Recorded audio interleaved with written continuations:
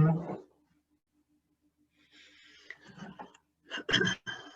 just started. Let's put some music.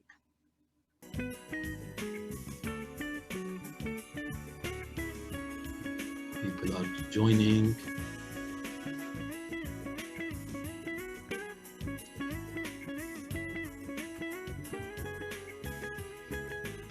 Saud. We have people again from all over the world today.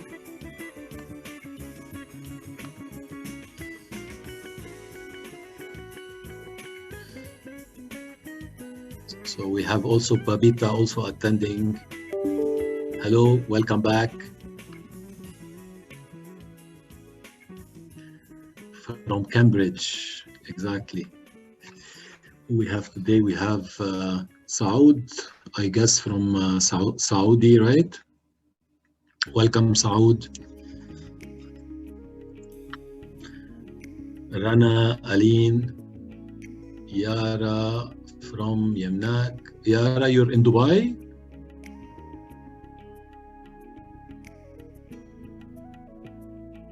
Beirut, okay, that's cool. Mia from London. Hi Mia, welcome on board. Eva says hi as well. Great music. Well, by the end of the third panel, I guess most of our audience will be smooth jazz fans. That's my favorite music. Hi Saud.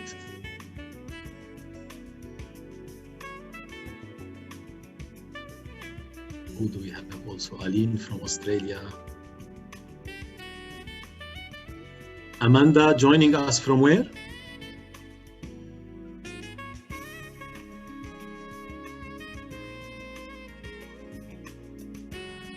Dominique, we missed you last time.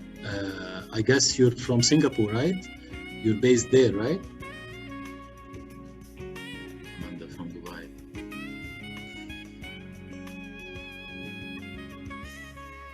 Cool, we're gonna give it 2 more minutes before we start. I would like to ask all our panelists to open their cameras.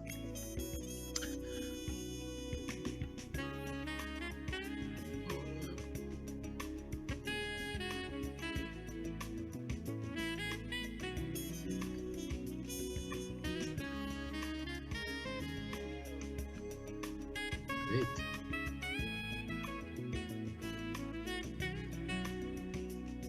Okay. We're gonna give it 2 more minutes.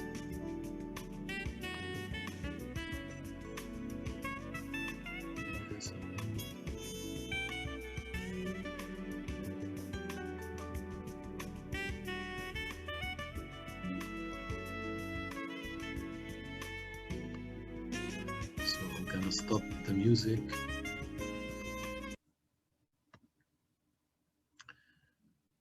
And we're gonna give it a go. So it's great to see that we have people from all around the world with us today, from Asia, from Europe, from the Middle East. That's amazing. That's great.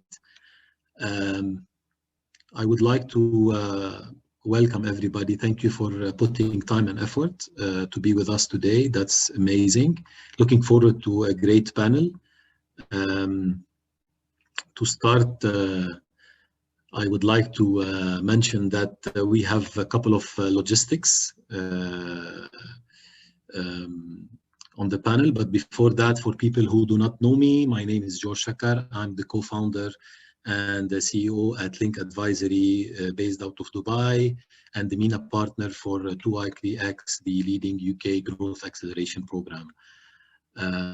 It's really great to see you all today. I would like to welcome our panelists. We have with us today Eva Appelbaum coming from UK, Lee Yunus from Dubai, Tejinder from Doha, and Ayman Aitani from Dubai. So welcome everybody.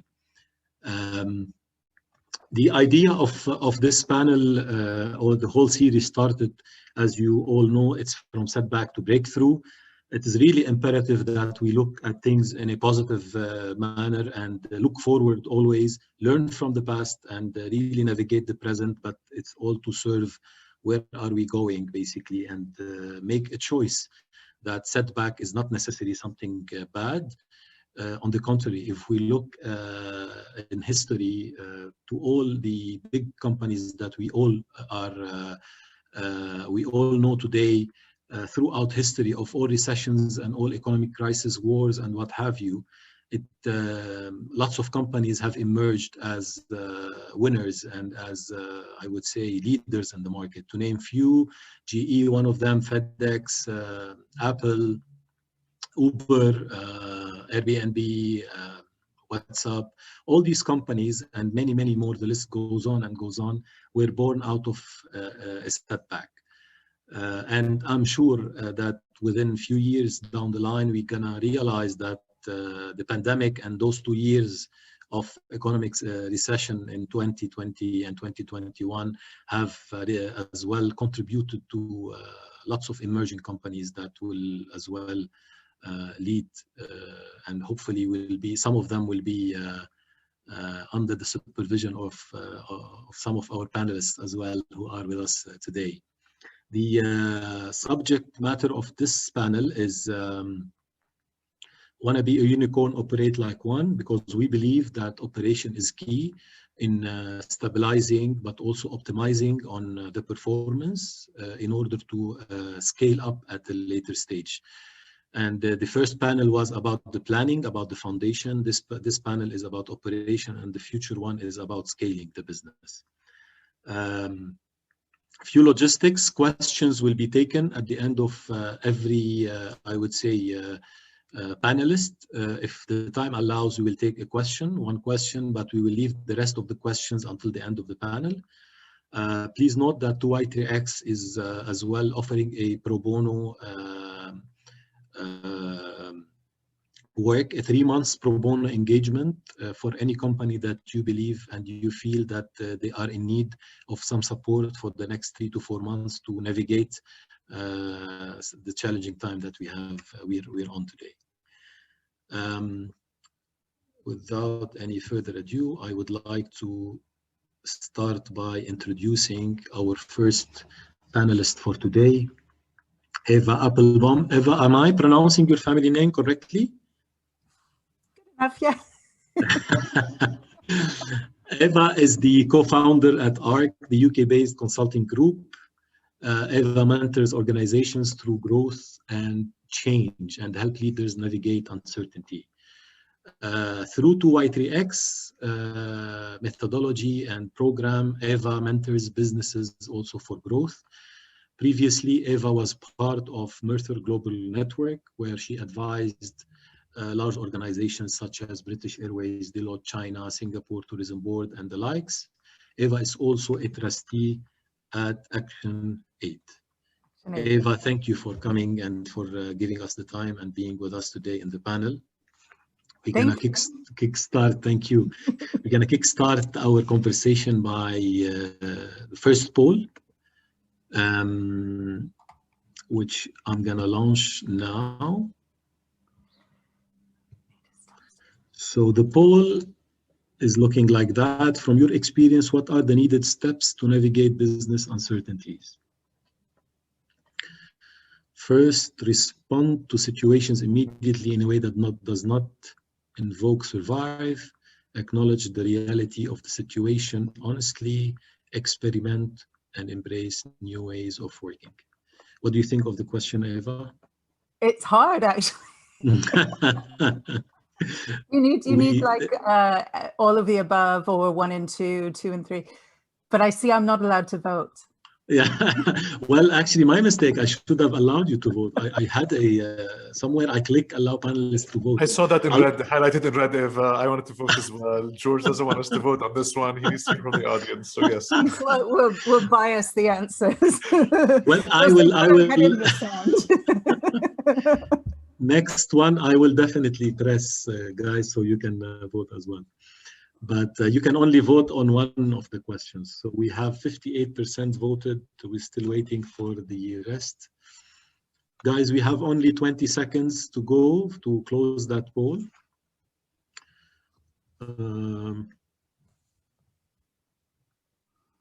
So obviously, Eva, the three are important, but you know, sometimes you want to start with I voted on one, but I opt for all the above, George. Okay, Aline. That was I remember when we used to do tests in university. All of the above. When you press all of the above, it's the safest answer. So I'm gonna end the poll and I'm gonna share the results. So those are the results.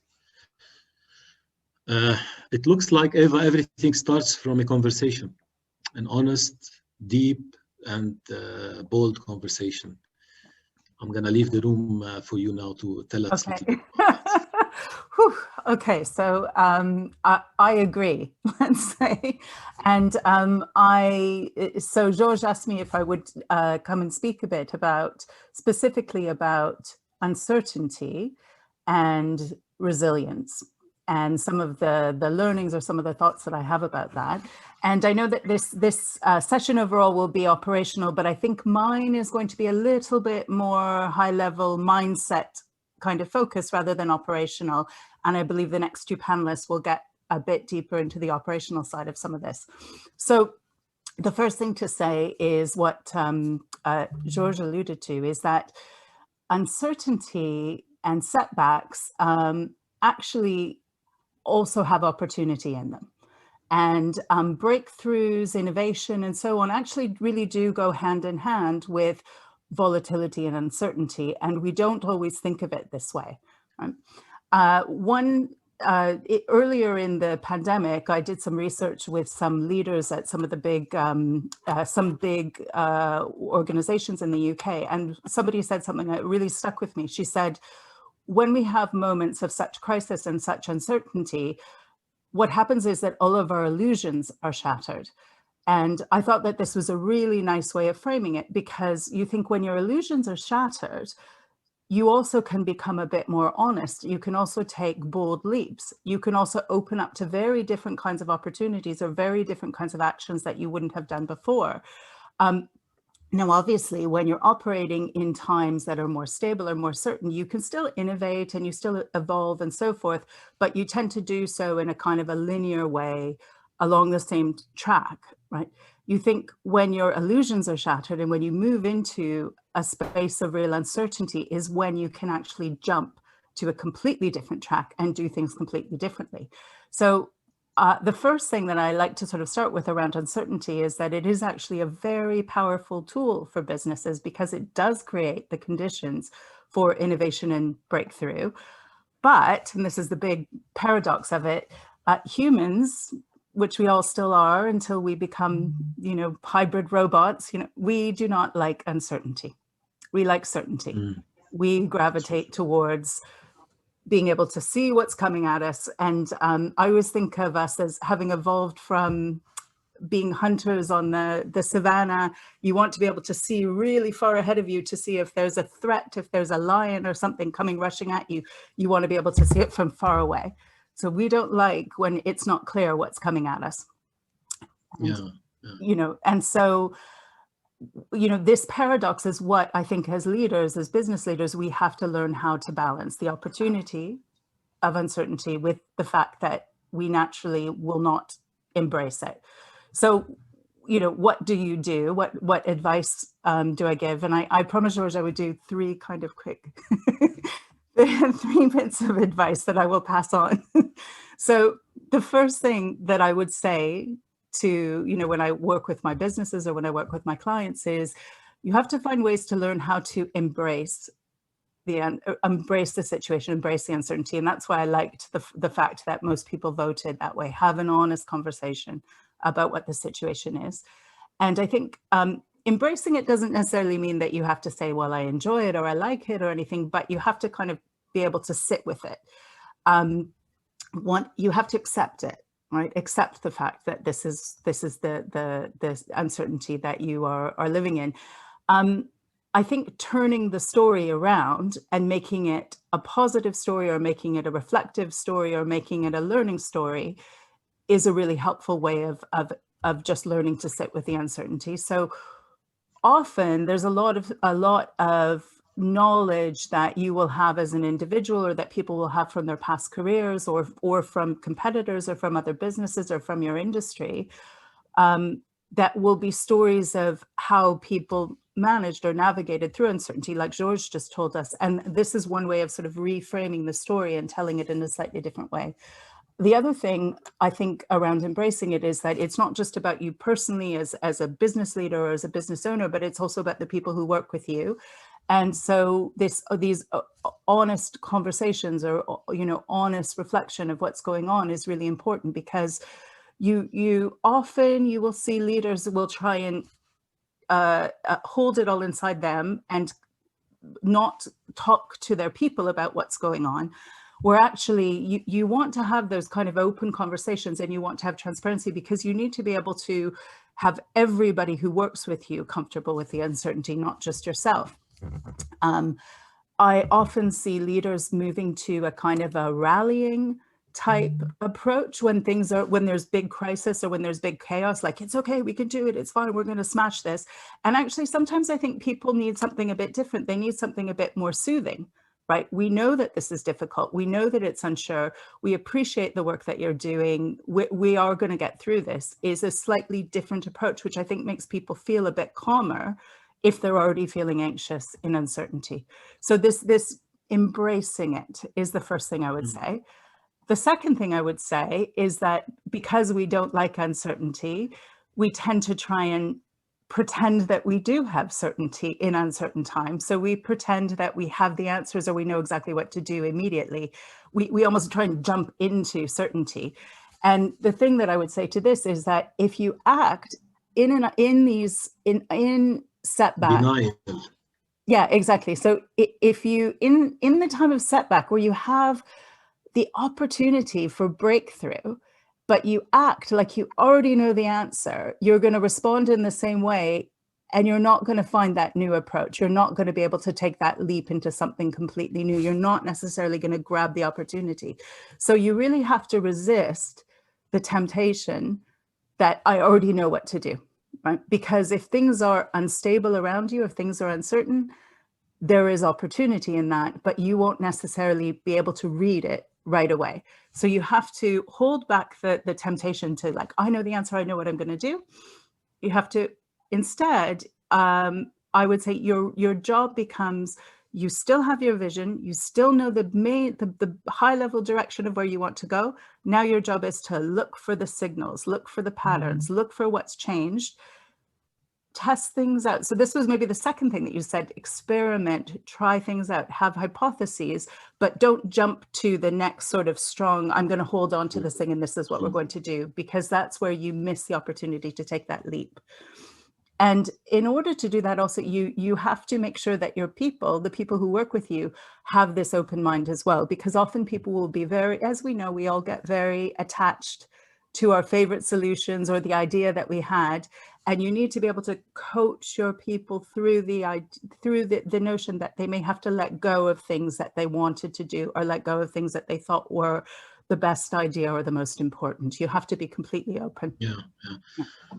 Thank you, Eva. It's quite uncertainty is always I would say, a subject that has many facets. Obviously, in our previous conversation, you told me a little bit about how a robust methodology or a framework or a strategy or a map or a roadmap, I would say, could minimize uncertainty. And this is something you mentioned about how you do it throughout the 2i3X program. Yeah. If you can, you have 1.5 minutes. 1.5 minutes. I know I talk a lot, don't I? Yeah, no, it's going. Yeah. So the last thing I was going to say is that in order to create a kind of resilience and an embracing of uncertainty, one of the things that really helps is to have some kind of stability, right, in order to be able to live with the uncertainty.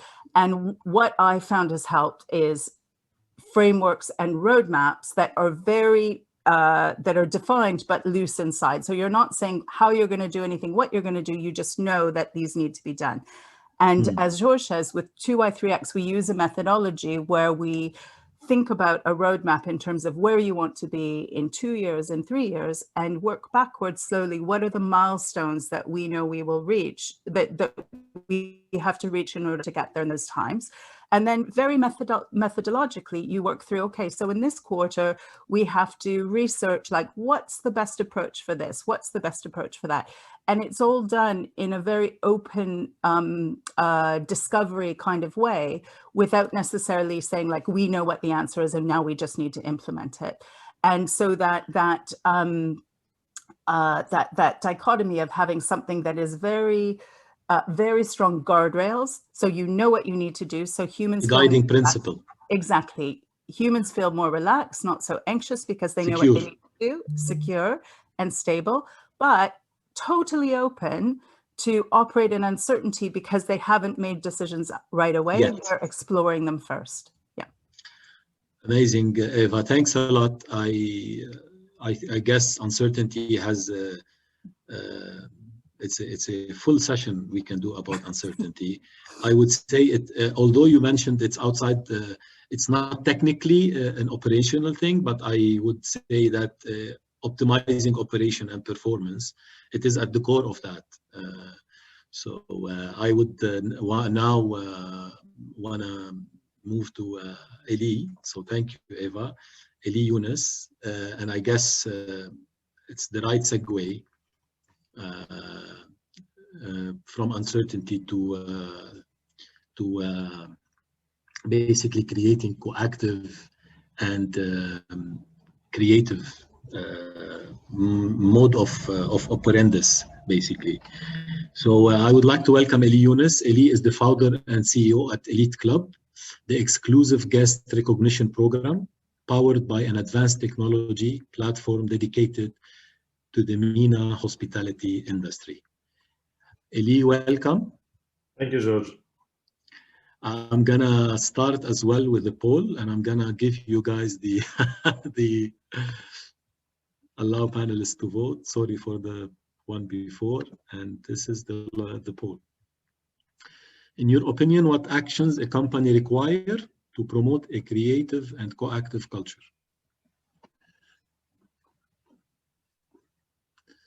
What do you think of the question, Eli? Me. I think this is easy. All of them. All of the above, right?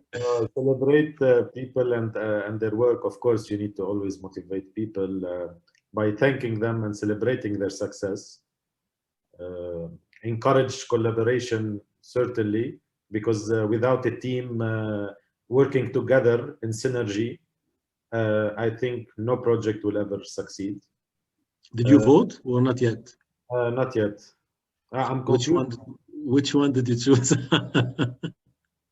I'll go for the third one. For the third one, establish a common goal. Interesting. So now you're see, now the minute you said that, I guess I'm gonna stop the voting now. I don't know if you influenced by the result, but I guess everybody said, or most of the 47%. I've known you, Eli, for quite some time now, and I've witnessed your growth.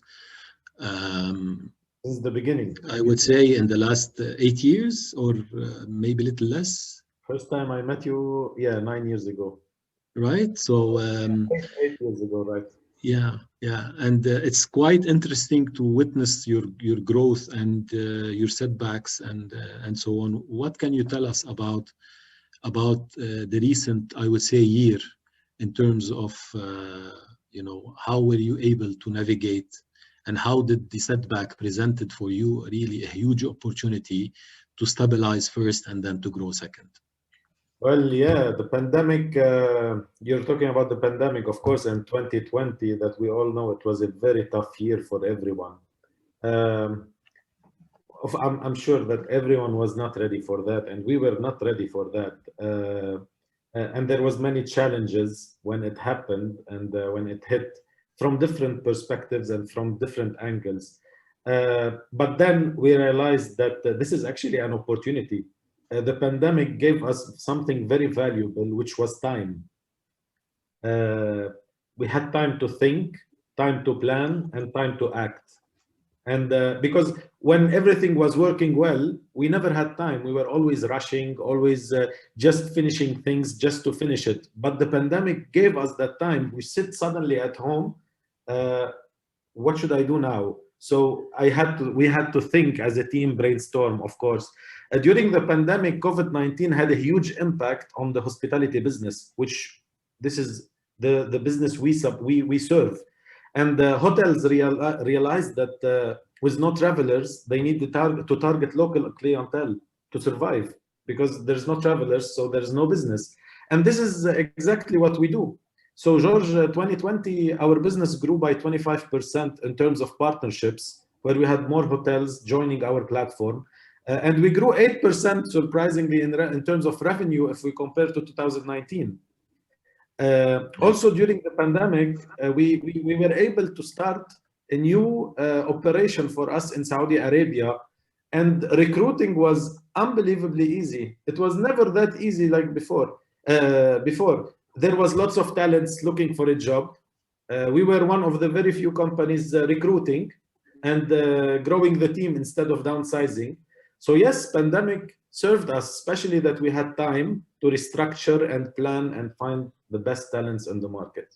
Yeah, it's quite amazing how this was, I would say, a good impact on companies like yourselves. But what was interesting in our conversation as well, if you can share with the attendees, is what were the actions that you did in terms of, you said we restructured, we relooked at the operation. So what were the really key aspects? Because there are many service companies as well out there who had opportunity but could not really, take it to its best.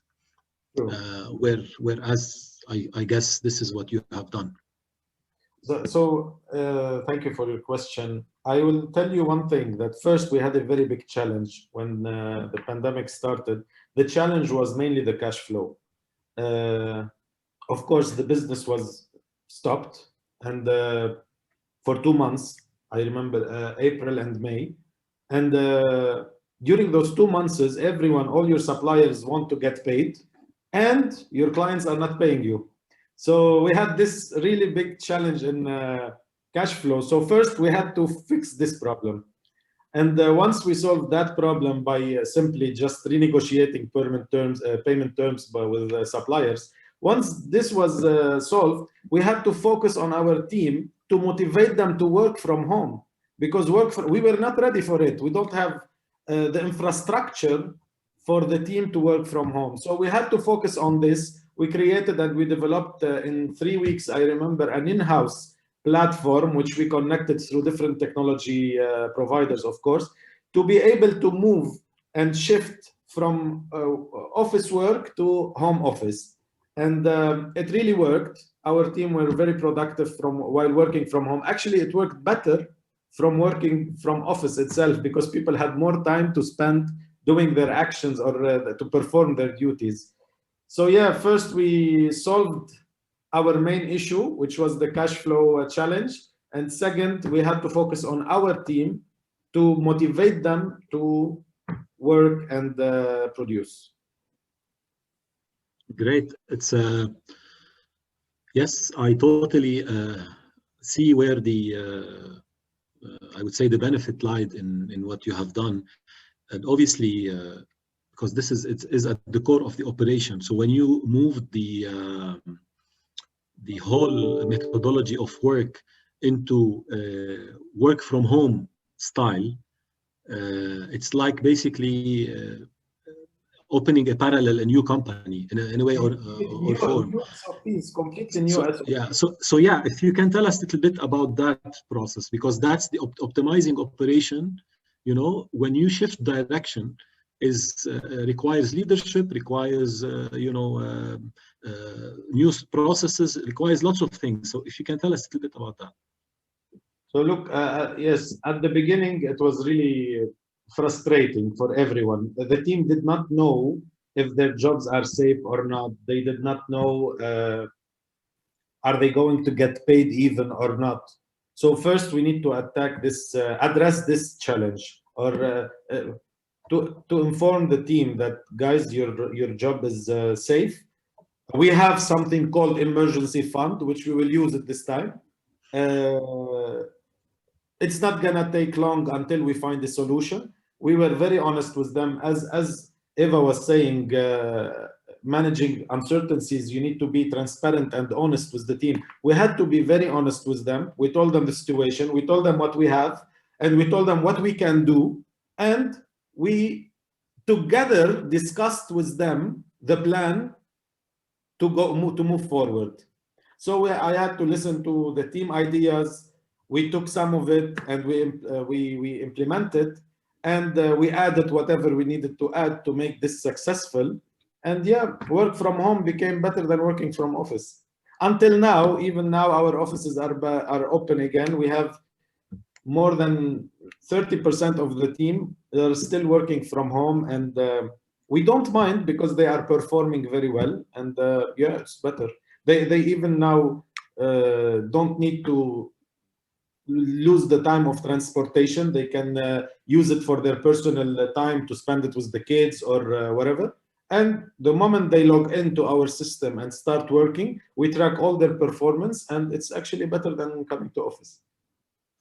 So for our audience, make sure you manage your cash flow, have an emergency fund, shift your systems into a work from home or adaptable, I would say, digital platform that supports your operation, motivate your team, create security. What else? I mean, it's full of learnings. I really enjoyed this conversation, Eli, and we can take one question from the audience before we move into to Ayman. Let's see. I guess we have a question. Let me see. So yes. So first, Eva says tells you that the pandemic crisis gave you the gift of time. So that's from Eva. Marwa is asking, having to work remotely and from home during the pandemic, how did that impact the environment at your company? Were you able to maintain the same coactive spirit you had before? So it's about the team spirit and the coactive approach, because everybody is sitting in his own house, so there is no physical encounter joining all under one roof. Wonderful question. Actually, the foundation of building a business and building a coactive environment and to drive efficiency is three main keys that I believe this is the combination, which is first to hire the right team, use the right tools, and manage the performance of the team. So if you are able to do that using advanced technologies, you can work from anywhere. So we worked so hard to, let's say, not 100%, but 70% hire the right team. No one can be perfect. I'm sure that we did not do it perfectly, and we did some mistakes along the way, and we learned from it. But we consider now that we have the right team. When we ask them to work from home, and when we provided for them the right tools to be able to perform their job efficiently from home, then it's perfect, because you have the right team, you have the right tools. Now we needed to manage their performance and to know if they are actually performing well. And for that, we used a system that we built in-house, customized exactly for our needs, to be able to manage their performance through a system, through a report, through customer feedbacks. And in this way, we could tackle any error or any flag to fix it and improve it. Thank you, Eli, for this answer. I guess you nailed the nail on the head. But it's a great segue, actually, when we're talking about coactivity and we're talking about creativity and performance and creating the right tool and so on, to move to our next subject with Ayman Itani. Ayman, it's really great to have you today with us. Ayman is going to talk about the use of analytics to drive efficiencies and manage performance. Ayman is the founder at Think Media Lab. He's a business growth specialist, advisor, and public speaker dedicated to helping founders, investors, government entities, and established business meet their growth objectives. I would say, if I know you well, Ayman, you're a growth specialist, and your main key area of expertise is customer acquisition, retention, and scaling. If that's correct, correct me if I'm wrong. Yes, thank you, George. Exactly. So we're gonna start with a poll. Let's see what's the third poll. Allow panelists to vote, and that's my promise to you guys. So that's the one. In what ways analytics drive operational excellence and increase competitive advantage? Answer number one, the use of business intelligence to stay ahead of the market, real-time visibility and insight to support quick decision-making, continuous value creation for customers. Your thoughts on that, Ayman, without giving us the vote yet? You can do that without influencing. Do it in the back on your laptop. I have my thoughts. I'll just wait until the vote is over so that I won't read the results.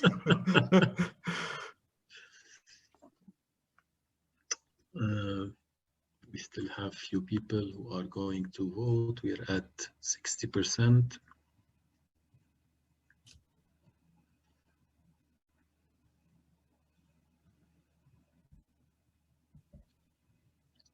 And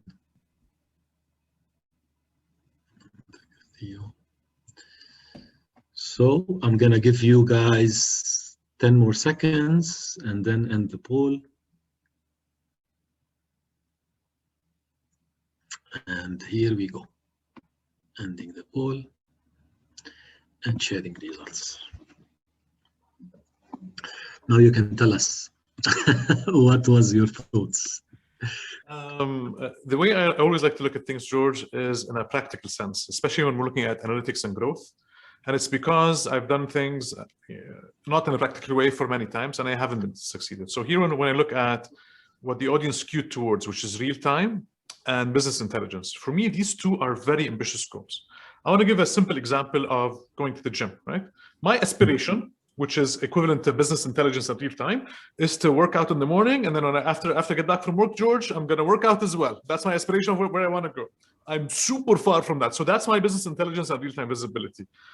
The practical way to start with this is I even start 3 times a week, maybe 2, getting up in the morning to do this, right? And for me, the business version of this is identifying 2 or 3 indicators in the business, and we'll do this per department, that one, we agree on these are the ones we want to measure. So that's an alignment internally saying we're going to measure this. 2 is finding a practical way to measure this, ideally automated so that we don't rely on people's busy schedules and so on. And then from that, the third part is once you've had enough of that data for a while, you'll say, okay, I'll influence those. So I'll start with the 3 of those long before I go into BI and intelligence, because I have these discussions. Ayman, we want to deep dive into our data. We want to do this, we want to do that. And I want to look, when I scratch beneath the surface, there's no CRM, there's no ERP, there's a very fancy Excel file of customers. It's like, it's like, Ayman, but it's the data, it's the intelligence, that's the future. It's like, let's start with just basics of gathering this data. He is smiling at you. It seems he went through all this. Yeah, we used to do that. Yeah, go ahead, Ayman, sorry. So I would start always with elements like this, is finding 2 or 3. They could be across all of the company. But I think the simplest way would be, okay, I'll sit with whoever is leading finance. I wouldn't say head, I wouldn't say CFO, just, whoever is leading aspects of finance. Okay, over the next quarter, even quarter, it's a little bit more relaxed, not this month or this week. Over the next quarter, what are the 2 or 3 things that we're going to measure? Because I know, George, we're going to measure probably 2 of the 3 properly. So it's like using a laser, I would say, pointer or a focus to prioritize your analytics rather than just trying to analyze everything in the business. That's key. Absolutely, George. And this is coming from a person who's very analytical person. My first version of this, I bought a book about how it's a 300-page book about what to measure in your company, and it came out with all of these variables and so on. And then implementation was absurd. I mean, my starting path was absurd, which is what we start at the gym the first few weeks, and then and then we start to trail off, and then we go back to our daily habits. Well, look, the analytics and data is obviously very important for decision making, and having worked and advised, as we are in the context of one of the unicorn operate like one, having advised unicorns in the region, what are your, I would say, top tips on data analytics, specifically when it comes to client acquisition, retention, and creating a sustainable reoccurrence of purchase, because that's key, I guess, in creating unicorns. Of course. So one of the companies I was advising, George, their growth is huge regionally and globally. One aspect they would look at as a metric, although they're a huge company with so many growth options and so on, they're looking at daily bookings. But the way they did this was they were looking at, they were tracking this not once a quarter or once a month, not once a week, not even once a day. They were tracking this once every 15 minutes. They were comparing the number of bookings today compared to last week. So now it's 12:42. At 12:45, we're going to get a Slack message that says we had 300 bookings today compared to Wednesday of last week. And then at 1 p.m. local time, we're going to get another 15 minutes, and another aspect of this. So that's one booking aspect, because that was their key growth metric, and that was what all of the investors were focusing on, and that's what is their growth path.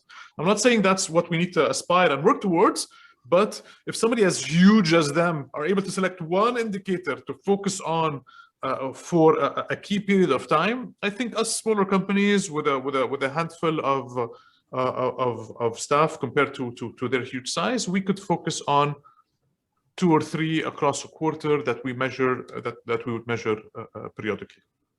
Yeah, what are those, if you want to name the most important 3 aspects to measure for medium businesses, let's say I would look at problems to fix. So every business, we always want to improve, right? Especially if we're dealing here on in our talk with senior business leaders. We want to improve everything when it comes to even if we're in business for 10 years, we want to do better in our branding. We want to do better in our customer acquisition. So branding is even not a thing for initial companies. So we want to do better in this. We want to do better in customer acquisition. We want to do better in our billing, in our operational execution. So we always want to look at that. So I would usually ask senior leaders saying, what are the 2 to 3 things over the next 3 months? What are the key problems that you want to look at? And if there is infinite money and a magical wand, and George came in, he has a magical wand, he says, I'm gonna say hocus pocus, I'm gonna solve 3 problems for you. What are these? Those are the 3 that I would start with, and then from those I'd look at what are 2 or 3 indicators of those that I can measure that can help me fix what it is that I want to fix. So for example, I had a discussion yesterday with somebody who's looking to improve their billing. They're getting pressure from their investors saying, we need better visibility on billing and so on. It's like, great, visibility is a very big term, and you guys do so many transactions a day. What are we talking about? What is visibility to who on what? And investor visibility is very different than day-to-day visibility.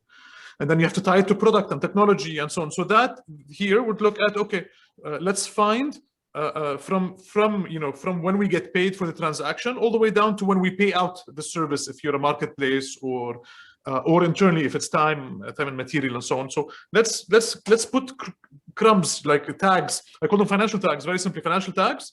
What are we want to look at? They're likely not more than 5, George.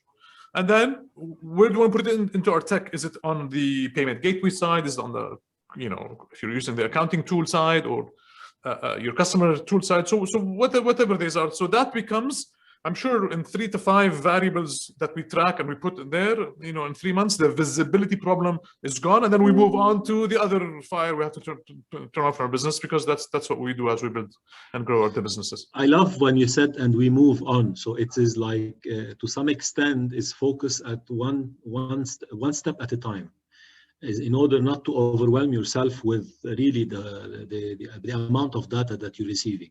So you can take one decision at a time rather than having to take lots of decisions. At some stage they could be contradicting to each other at the same time. Yeah. So, and we throw it down the line. So we're throwing the problem down the line. So the fix we did financially now has solved, everybody's happier, and it's great. I know in 6, 7, 8 months we have another financial problem that requires fixing, but now we pushed it down 6 to 8 months down the line, and let's move on to fix our customer acquisition, because we need to grow, and things are different now, and we have to find a better way of doing this. Or no, we have a great partner who's bringing in all of our business, but our execution is not great, and we don't look good in front of our customers. Let's solve what magic wand will George bring in to solve now, and let's focus on what are the small things to fix. Yeah. It has been a bit of a discussion recently with few of my I would say friends who have businesses, and some of them are attending today. In the service industry they are basically, and in the service industry, for example, they are in creating events, events online, and doing webinars and so on, or leadership programs or what have you. Those considered soft, I would say, businesses, not necessarily hardcore, whether it's a tech or whether it's a heavy industry or what have you. What type of analytics could serve them in that context?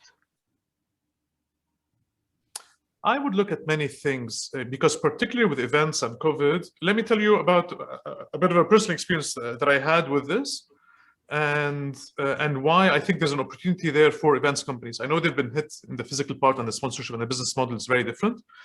But during the first 3 months of COVID and lockdown, a lot of the things that we used to do for our customers, we had to move online.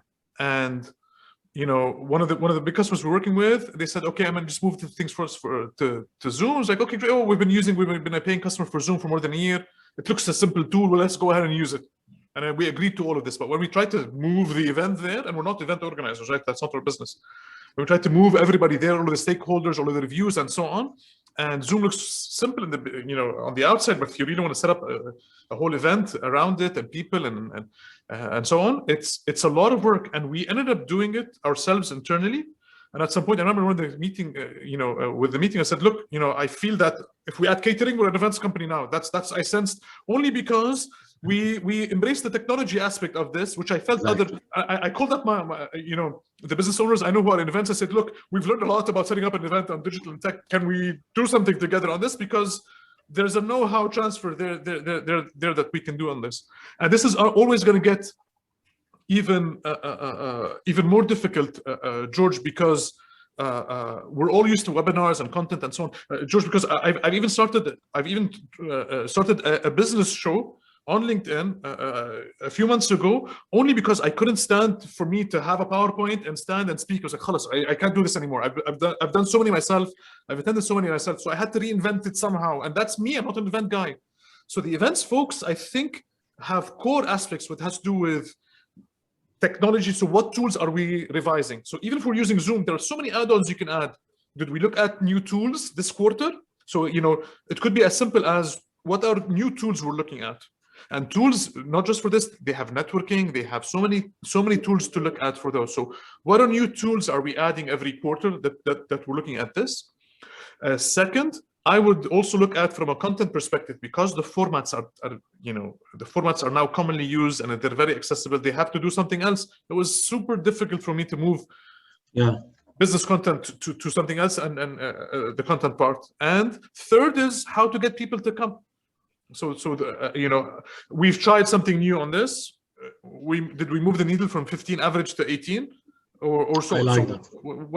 What is that? So those would be the key aspects looking at this. We'll make sure they have a conversation with you at some stage after this event. But this is again another segue to our last panelist for today, Tajinder. But Ayman, really thank you for all the insights. It was really amazing to understand data and to understand how it works, and in the business decisions, I would say, context. Tajinder, welcome to our panel. It's like, you know, we moved from managing uncertainty into creating really a great operation into moving to analytics. And now the accelerator comes, and look at that company that it's performing well. It has its, you know, its business well set, and decides if that accelerator wants to pay a big check or a small check, or maybe not pay anything at all, not enter, not venture. So we will tap into all of these with Tajinder now, but we're gonna do one last poll, which is poll number 4, launch. Probably most of you would love to have a big check from an accelerator. In your opinion, what company risks drives VCs away, considering it is financially stable? So if the financials are looking good, what are the other aspects that could drive a VC away if they are not present?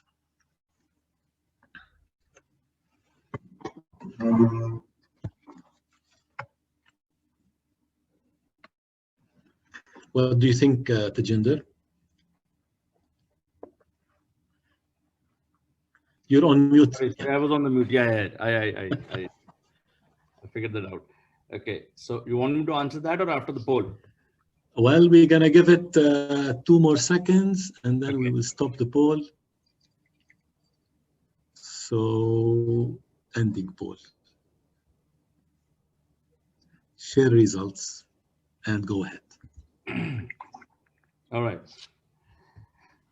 Well, I would kind of agree with the results of the poll. No clear vision and value is the most fundamental thing that any business, whether it's a startup or whether it's a mid-sized segment business or any business, as a matter of fact, in product or services, if it doesn't have a vision and value, we are talking to somebody who is like a deaf and a dumb, you know, with no eyes, you know, he can't see where he's going. So, and I've seen this with most of the startups, you know, dealing in Qatar. So Qatar has been predominantly a very new market in terms of startup for the last 2-3 years. And let me just pop out one example out here that most of the startups that I've met, when we see and when we talk to them, they talk about scaling in Qatar. I mean, most of them do not have a vision going beyond Qatar. They don't talk about how they're going to go beyond Qatar. You know, at the most they will say, oh, I will go to Saudi because they've heard Saudi has big numbers. So I'll go to Saudi, I'll go to Kuwait.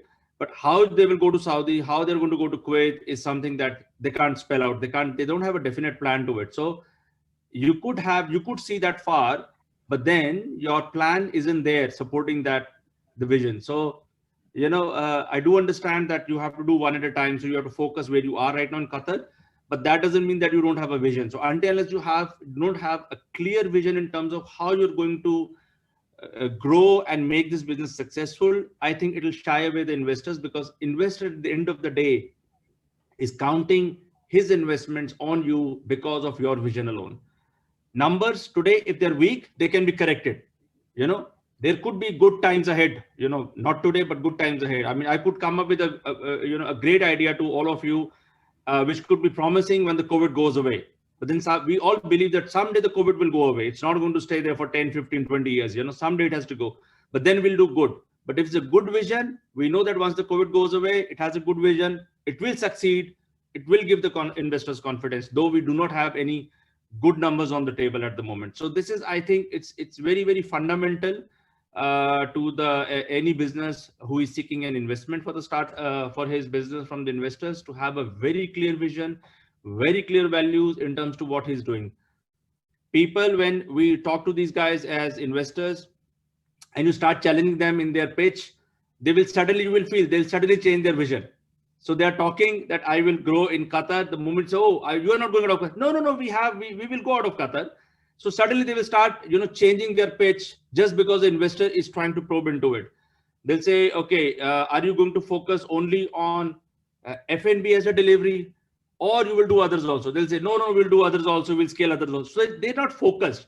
So they will actually move with the way, trying to see the sense of the investor and the way he's probing it, which is not correct. They should stick to the plan. They should stick to their mindset. They should stick to their idea. That's very important.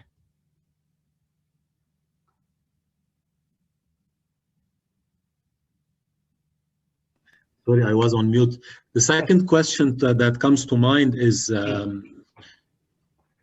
when you are choosing your obviously the entity that you want to invest in, and you choose it carefully, what are the main aspects that you look for from an operational perspective?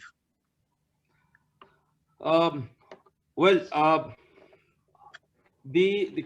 few things that I would look at is, first of all, let me just tell you what exactly the first fundamental thing that I look at any startup, or any pitch, any guy who's trying to pitch a business to me, are the 4 different things. The first thing that I look at is how he is getting the crowdsourcing, how is he getting his data, how is he getting his traffic. That's most important. Is he focused? Does he have that element in his own startup, or is it something that he is counting on other crowdsourcing platforms or other external entities? So basically, how he's going to attract people to see his product or service. That's the first thing. The second is what exactly is his idea, which is what exactly is his product or service. Is it viable? Will customer adopt it? That's very, very important. Will it sell? Does it have a unique market? Does it have a very, I would say, a blue ocean concept versus a red ocean concept, or is it something that is very competitive in the market already? The third element is how convenient he is once a customer comes from the first point, which is crowdsourcing, to the selection of a product, how convenient he has made his model in terms of paying, the customer could pay him. Is it a complex model? Is it an easy model? I am still seeing some wallets and some product who have a very complex model of customer to pay, which beside having a great product or service, it will shy away, customers for them. And the third and the last is once the customer has gone through it and, bought the service of the product, and he has his data. So I have a data of Ayman who has come to, one of our platforms, bought a service, paid to his MasterCard. Now what? What am I going to do with Ayman? What is this data worth of? Am I going to wait for Ayman to come back again, sitting silently, or I'm going to churn this analytics and try to see that can I introduce him to other products based on his persona, based on his profiling? So can I introduce him to something that works for the kids? Can I introduce him something to that works for him on the e-commerce? What is the likes, dislikes? I have to keep working on it so that I can create a profile. Now, these are the basic things that I need to understand when I am in front of a startup to invest. This is the basic fundamental that a startup must address.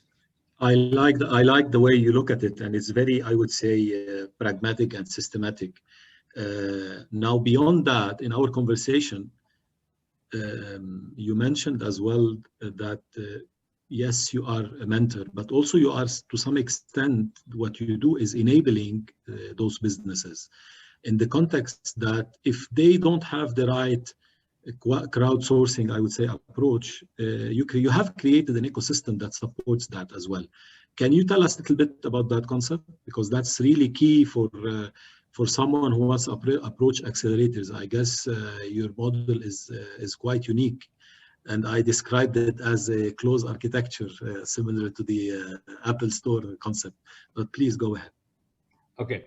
So what I've done here is that in 1.5 decades, whatever I had built in terms of various brands and logos, I fragmented that. I separated them into 4 different pockets, which I said, the brands which belong to crowdsourcing. So they are not the businesses that are transactional. They make their money from probably some other source, but not for the customers directly.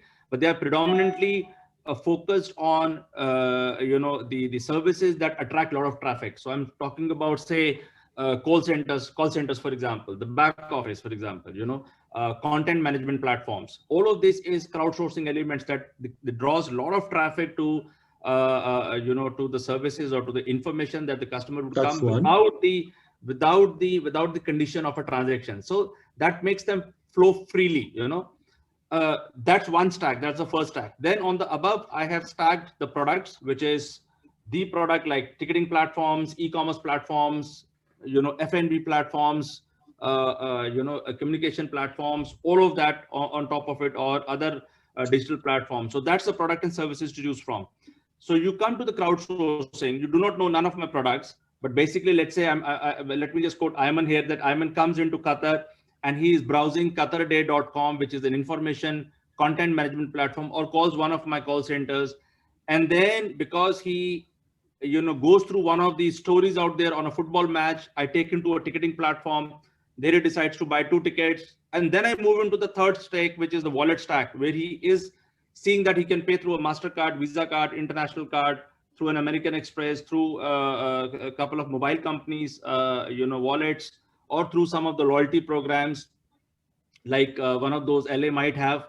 So all of these, he can choose his wallet. And then once he finishes his transaction, I push him through analytics stack, where he sits as a database point, and then we churn him and do analytics and understand, yes, now he doesn't know that I am selling an F&B also. He doesn't know that I have a content platform on sports. He doesn't know that we have a saloon that we can offer him. So all of that. Yeah. So just for the audience, this is not a process that Tejinder is describing. This is actually, all those are companies in the ecosystem that Tejinder and his team have created. So these are physical companies that he supported, sponsored, invested in, grew through time. So it's not just the process, because normally what he is describing is a process of utilizing the data from point zero until the purchase and beyond the purchase. But all those that these stacks that he's mentioning are all companies within the ecosystem. That's why I described it as the closed architecture at some stage. So that's really key. And I guess it's a very smart move. I just take a minute, George, just to conclude this. So there are roughly about 22 brands at the moment in this digital ecosystem. Now, where is the key? The key is that we have we are running one more company, which is 360 Nautica, which is a gateway to this digital ecosystem. So what happens? A startup comes there. We identify a startup, whether he fits into a crowdsourcing, whether he fits into a product, whether he fits into a wallet stack, whether he is talking about analytics, data, and loyalty. Based on that, we support the venture. Now, the venture could be supported on a non-financial ground, which is co-working space, exposing him to the go-to customer efforts, analytics, big data, wallets, whatever it is, or it could be a financial investment. But whatever it takes to make the venture build, we are totally committed onto that. So we select a startup, we push him through a digital ecosystem, and he enjoys the whole power of the digital ecosystem to reach to the customer in the fastest possible manner. So a startup standalone could take probably 3 years, but in this, probably it would be under 1 year. So that's the benefit for this startup ecosystem. Sorry. Thank you, Tejinder. It's very informative, and I guess the message have reached. If you want to attract or get the support of an accelerator, I guess Tejinder is your guy with all his expertise. We just finished all the 4, I would say, talks from the panelists. We're going to move into the Q&A session, and we're going to, I guess in 5-10 minutes, we're going to open and invite everybody to the stage from the audience, wherever you are in the world. So you have 5 minutes to look good before we open the screens. And let's start with the questions. Leah is asking Eva, do you think challenging times like pandemic are good times to review a company culture, or better to do so when things are more at ease? You have 1.5 minutes. Let's okay.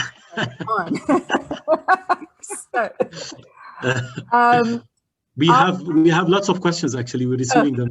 Yeah, so okay. we wanna open the floor. I think it's a good time to review in terms of reflecting on what are so we talked about stories, right? Storytelling. What are the stories that we tell in the organization? What is the language that we use, and how will it serve some of the purposes that we talked about before? So I liked when Ellie was talking about the the pandemic actually gave us time, which was a real benefit because we don't normally have time.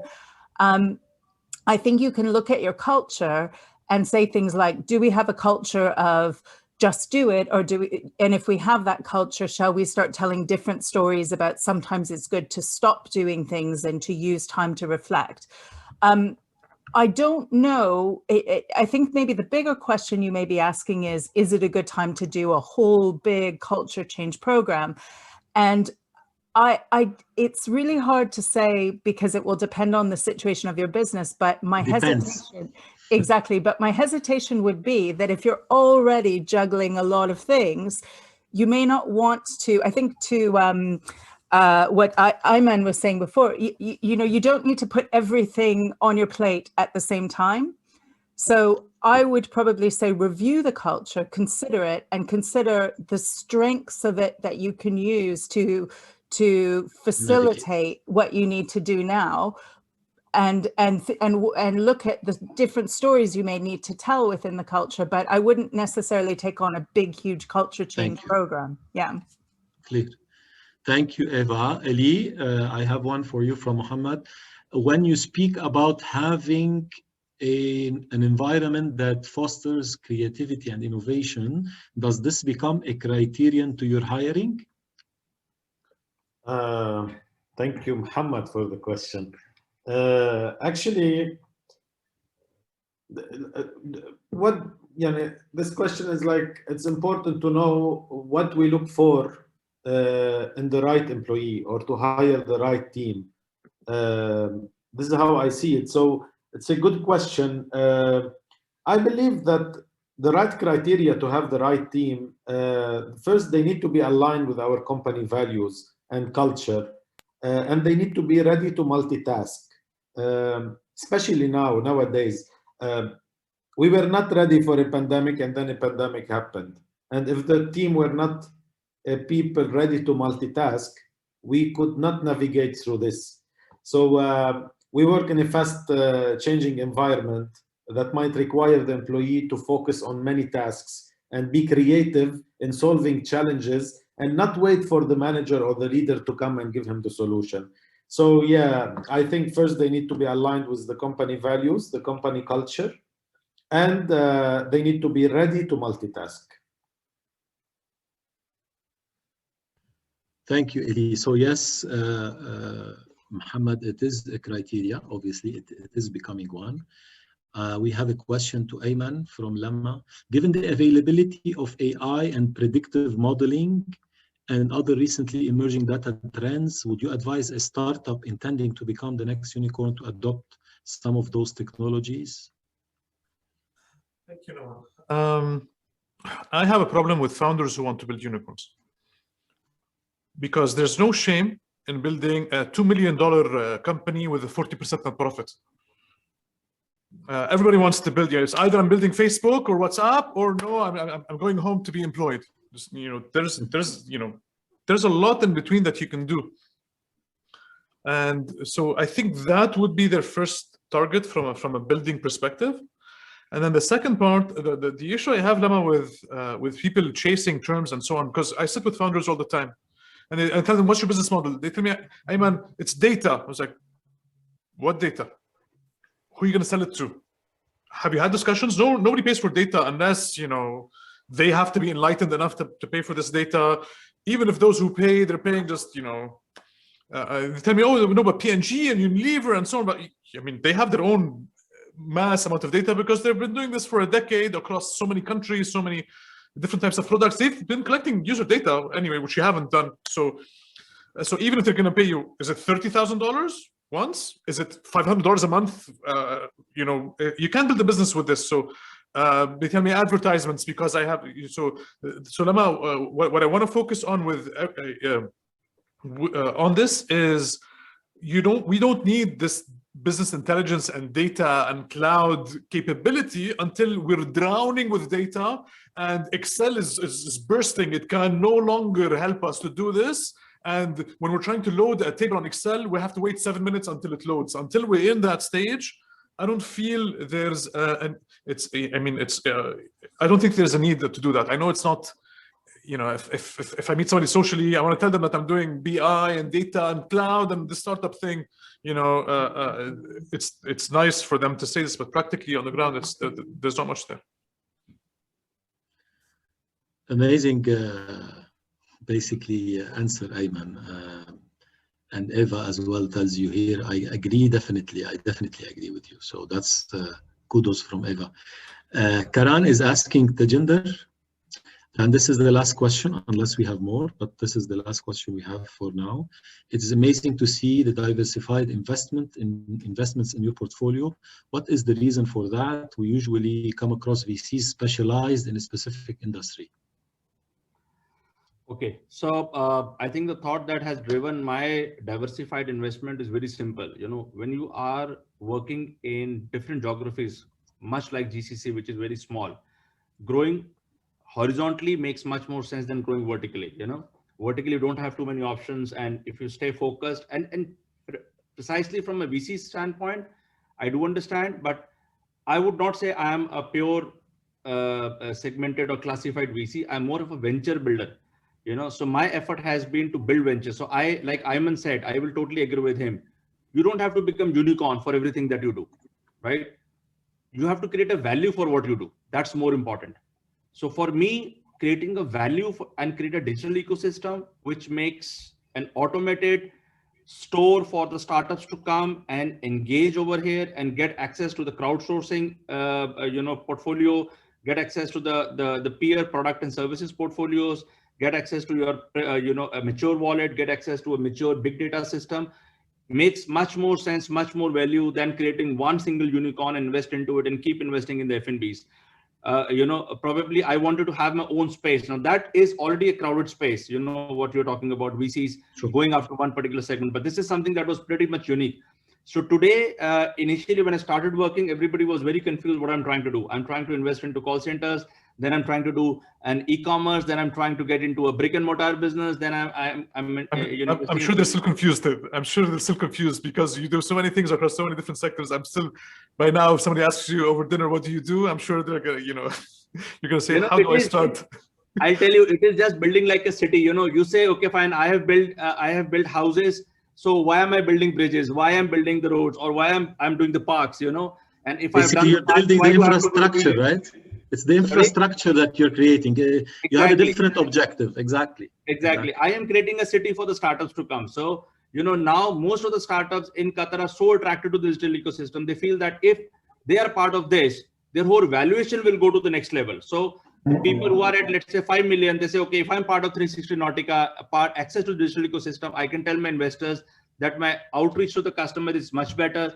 My adoption of the product is much better. My go-to-market period is much shorter, and therefore my value should not be, let's say, 5 million, but 5 million X. True. So I think that is benefiting these guys, and this is what I've been aiming at. So this is a very unique space that I have created, and I think I have started enjoying it now. Thank you. I think it's quite unique, to be honest. Eva, I think Ahmed is joined a little late. You answered part of this question, but he was asking about having a clear methodology and process in adding value to creating certainty. I guess you answered that when you were talking about 2i3x, but if you want to give us a summary, just because he joined late, so maybe you want to give him a bit of handle on that front. So, well, specifically with the 2i3x program, it's the idea is that you're choosing just enough. So again, it's like what Ayman was talking about. You're not looking at absolutely everything that we need to do in the next 3 years, the next 2 years to grow, but you're taking sort of a step-by-step approach. And with each of those steps, you're putting a person responsible for it. They're being held accountable, and you're asking them first to spend some time researching and discovering what you're going to do about it. Next, you prototype or you test out a few options and you see which ones you think work. And finally, you pick what it is what you're going to go forward with, what you're going to operationalize. And again, as Ayman said, it may be that when you move into the operationalization. Oh, why can't I say this word? Anyway, when you move into that step, You may find that 6 months, a year down the line, you have to go back and review it again. But you're taking a very kind of calm methodological approach to just going through steps and steps in order to create that kind of stability that you need. And I know I keep emphasizing it, but the idea is that it's not that you don't start by saying, we need this system, or we need this technology, or we need to do this. You say, we know we have a problem. Let's figure out how we're going to solve it. And we're going to time box. We're going to give ourselves 3 months to solve it. Go. Thank you, Eva. Thank you. It's clear. I would like to there is a question from Babita. It's a question for anyone, basically, not for someone in specific. The question is, where is the chat? Yes. So it is, what about if the company is the opposite of a unicorn, more of a dead horse? When should you decide to stop the company? How do you know when it is time? Who would like to answer that? And as you are answering that, Ayman, I think you want to jump on that. I will start promoting people to come into the so we can see everybody. We obviously some of them dropped by the hour, but let's start promoting. But please, Ayman, go ahead. I'll take this, Babita. I'd like to separate between the leadership, so the personal need to close the business, and the flawed business model. And I'll give you two separate examples.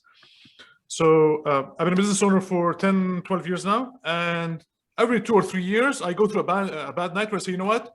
I'm closing shop. I'm applying to Facebook. For me, Facebook, the company, as in WhatsApp, Instagram, they're the mothership. They are innovating at so many things. I was like, I'm closing up shop and so on. And then, I get a good night's sleep, which, I was missing for a while. And then next day you start over. So closing it down should not be the personal. So if you're going through a tough night or a tough week or a tough quarter, that should not be the reason to do so.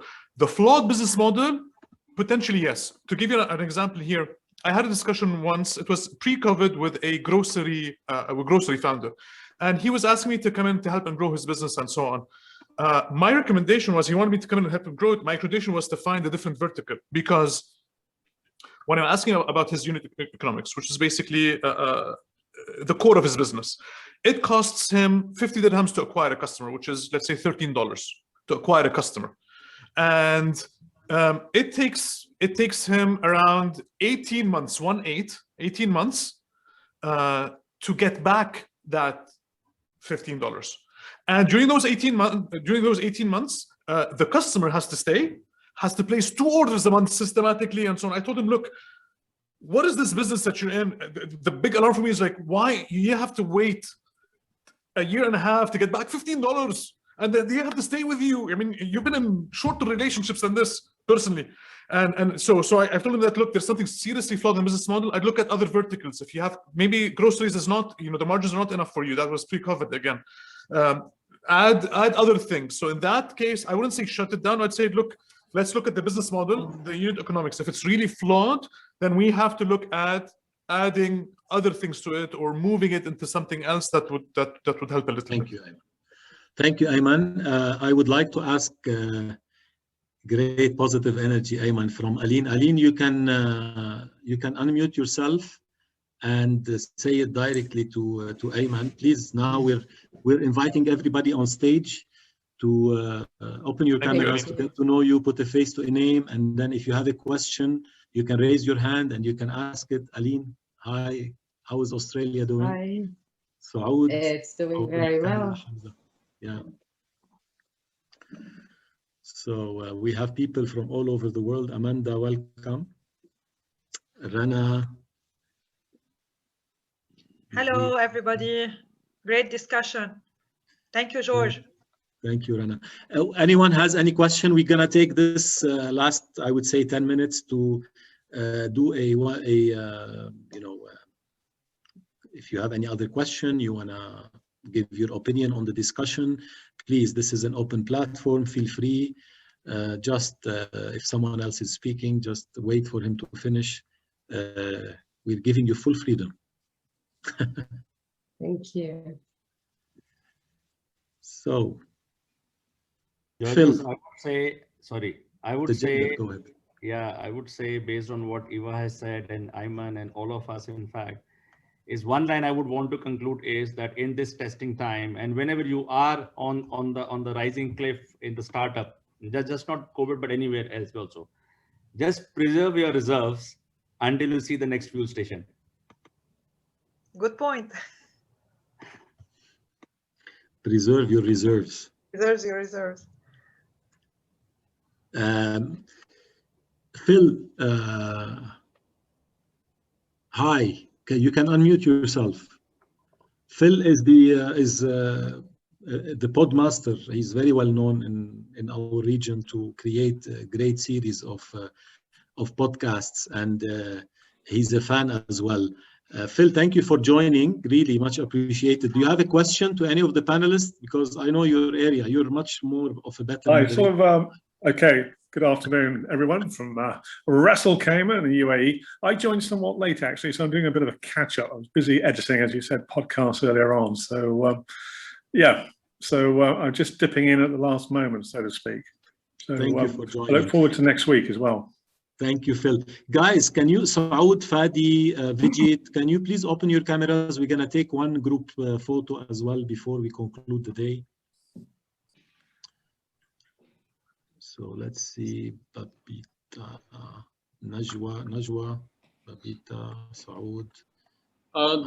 George, yes, we did speaking. I have the same problem as last time.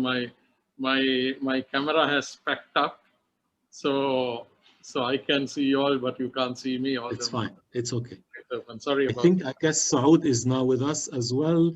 Fadi, do you want to open your camera? I'm going to take a couple of pictures. Saud, nice beard.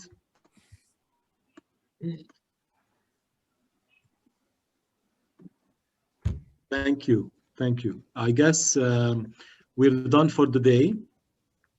Thank you all for coming. Please feel free to reach out to us if you have any question, or reach out to the panelists through the LinkedIn profile. As we mentioned previously, if you know a company that is struggling and needs some support for the next 3 months, 2y3x, we're offering our help on a pro bono basis, so don't forget that.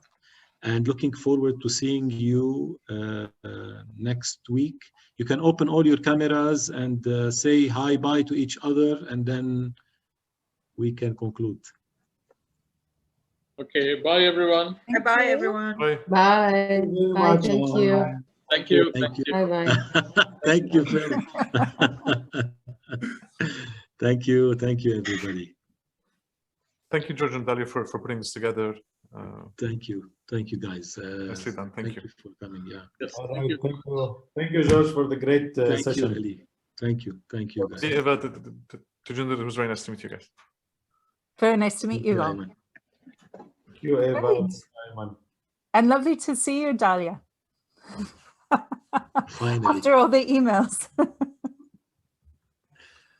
Fantastic. Same here. Thank you. Thank you. Thank you, Amanda, for joining. Aisa.